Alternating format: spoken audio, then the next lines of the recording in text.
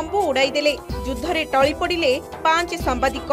सांबादिकों स्वर को दमन कला इस्राएल एवं हमास मध्य लगी रही युद्ध। इस्राएल और हमास मध्य लगातार युद्धर भयंकर परिस्थिति। आक्रमण रे 5 जन सांबादिकों मृत्यु घटी।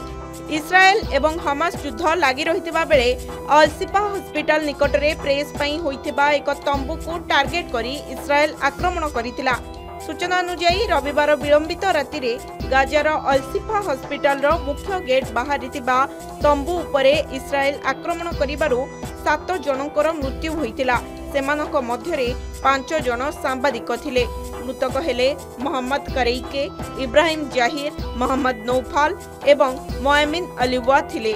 अल शरीफ तांको शेष पोस्ट रे लिखिचंती जे जदि मोर एही कथा गुड़िक तुम पाखरे पहुंचे तेबे जानो जे इस्राएल मते हत्या करिबारे एवं मो स्वर को दमन करिबारे सफल होईची, किंतु गाजा को भूली जाओ नाही।